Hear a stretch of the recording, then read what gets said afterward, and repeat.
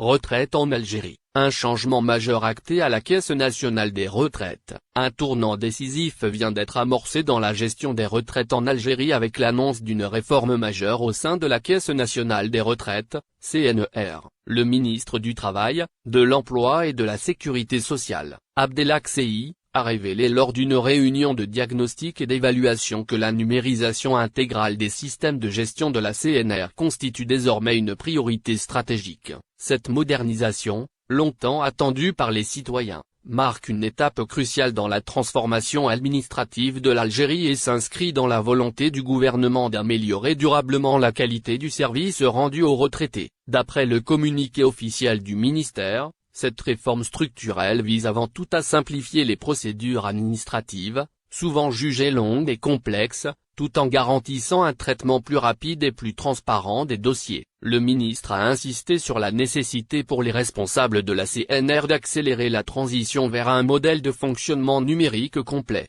capable de répondre efficacement aux besoins croissants d'une population retraitée en constante augmentation. Dans le contexte économique actuel de l'Algérie, où les enjeux de durabilité financière et d'efficacité administrative sont au cœur des préoccupations, la CNR se doit de s'adapter à des standards modernes de gestion. Le ministre a souligné que cette évolution répond aux aspirations légitimes des retraités, notamment sur le plan des délais de versement des pensions et des allocations. Abdelak Seihi a rappelé que chaque retraité a droit à un traitement équitable, rapide et sans retard injustifié. L'objectif est d'assurer une gestion fluide et réactive des dossiers, en réduisant considérablement les lenteurs administratives qui affectaient jusqu'ici la CNR. En Algérie, cette modernisation symbolise un changement profond dans la manière dont l'administration publique conçoit sa relation avec le citoyen, en mettant la transparence, la réactivité et la proximité au centre du dispositif. Pour concrétiser cette transformation,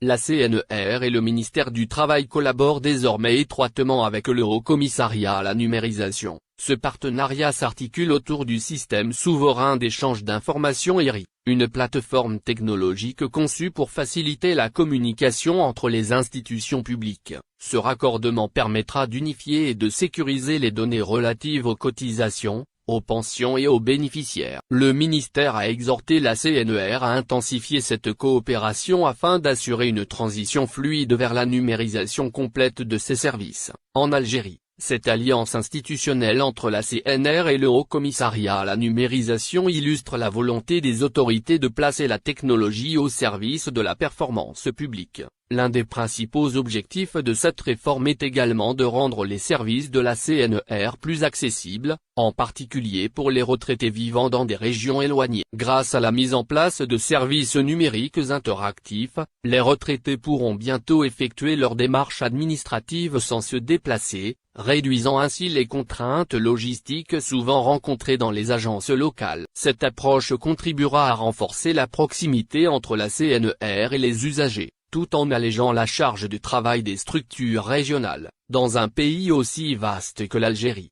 où les distances peuvent compliquer l'accès aux services publics, cette évolution représente un progrès concret en faveur de l'inclusion numérique et sociale. Sur le plan financier, Abdelak Seihi a précisé que cette numérisation ne vise pas seulement à améliorer les services, mais également à préserver les équilibres économiques de la CNR. En rationalisant les dépenses de fonctionnement et en automatisant certaines procédures de contrôle, la CNR espère limiter les gaspillages et optimiser la gestion de ses ressources. Cette démarche permettra d'assurer la viabilité du système de retraite tout en maintenant les droits acquis des bénéficiaires. La CNR devra, dans ce cadre, élaborer un plan stratégique couvrant la période 2026-2030, avec pour mission d'instaurer une gouvernance plus rigoureuse et transparente. Cette réforme s'inscrit dans une vision à long terme où la modernisation numérique devient un levier essentiel de développement pour l'Algérie. La CNR, pilier du système social national, joue un rôle central dans la stabilité économique et dans la protection des générations ayant contribué au développement du pays. Le gouvernement entend ainsi garantir que la CNR de demain soit non seulement performante et moderne, mais également durable,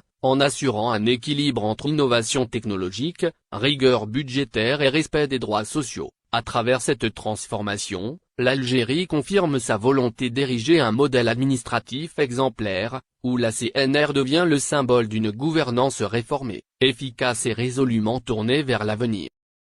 Des Algériens ont vu leur visa Schengen annulé.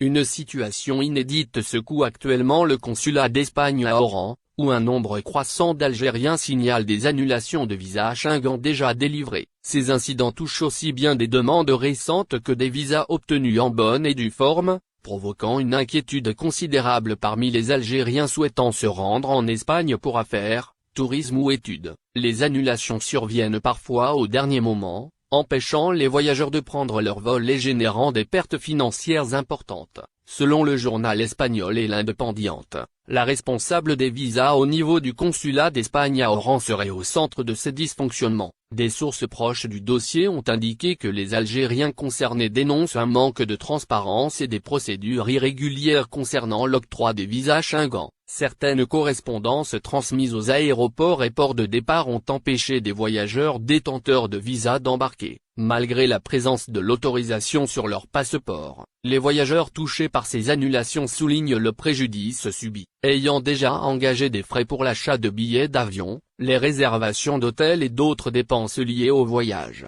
Les Algériens se retrouvent dans une situation financière délicate. Le manque d'explications concrètes de la part du consulat ne fait qu'aggraver la confusion. Lorsque les victimes se présentent pour obtenir des clarifications, les réponses se limitent à des problèmes dans les dossiers ou à des appels téléphoniques prétendument non reçus, laissant les Algériens frustrés et impuissants face aux annulations de leur visa Schengen. Par ailleurs, d'autres Algériens subissent une réduction de la durée de validité de leur visa Schengen, souvent limitée à 30 ou 45 jours seulement, alors qu'ils espéraient pouvoir séjourner plusieurs mois. Cette restriction s'ajoute aux difficultés rencontrées pour obtenir un rendez-vous en raison de la saturation des plateformes de réservation. Ces anomalies persistent depuis le début de l'année, et certains observateurs relient la situation à l'arrivée en janvier de la nouvelle chancelière Immaculada et, en juin 2024, de la responsable des visas, Marie accent aigu âgé. Cette dernière est soupçonnée d'être à l'origine des problèmes répétés concernant les visas Schengen au consulat d'Oran, une situation qui a déjà fait l'objet d'enquêtes dans d'autres représentations espagnoles, notamment au consulat de Tanger au Maroc. Les victimes, principalement des Algériens, réclament désormais non seulement la restitution de leur visa Schengen annulé, mais également des compensations pour les dépenses engagées inutilement. 2 employés algériens du consulat ayant dénoncé ces anomalies ont été licenciés récemment, ce qui renforce le sentiment de malaise parmi les demandeurs de visa Schengen et la communauté locale. La transparence de la politique consulaire espagnole est ainsi remise en question, car ces incidents mettent en lumière une gestion problématique des demandes et des documents officiels.